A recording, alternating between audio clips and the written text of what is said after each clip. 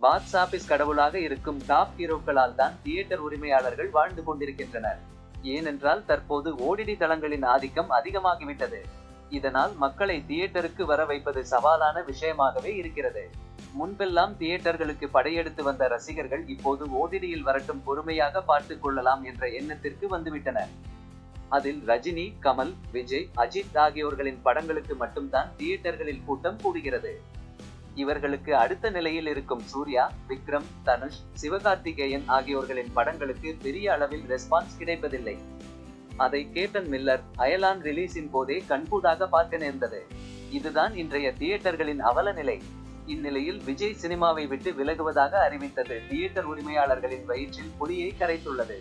ஏனென்றால் விஜயின் படங்களுக்கு எப்போதுமே மார்க்கெட்டில் நல்ல வியாபாரம் இருக்கும். அப்படி இருக்கும் போது இவர் சினிமாவில் இருந்து விலகினால் பல பேரின் வாழ்வாதாரம் பாதிக்கப்படும் என்பதில் சந்தேகம். அதேபோல் அஜித் பெரிய அளவில் நடிப்பில் கவனம் செலுத்துவது கிடையாது. ஏனோதானோ என்று அவர் நடிப்பதாக வெளிப்படையாகவே கருத்துக்கள் கிளம்புகிறது. இப்படி இவர்களின் போக்கு ஓடிடி நிறுவனங்களை குஷி அடைய வைத்துள்ளது. ஏனென்றால் தற்போது தியேட்டரில் ஓடாது என தெரிந்தே பல படங்கள் நேரடியாக ஓடிடிக்கு வந்து விடுகிறது.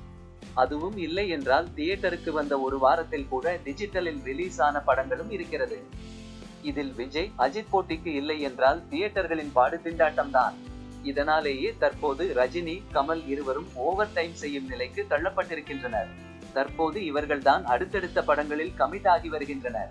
இவர்களால் மட்டுமே பாக்ஸ் ஆபீஸை தூக்கி நிறுத்த முடியும் என்ற சூழலும் இருக்கிறது. ஆக மொத்தம் மக்களை தியேட்டருக்கு வர வைக்கும் முயற்சியில் கோலிவுட் தீவிரமாக இறங்கினால்தான் இந்த சூழலை சமாளிக்க முடியும்.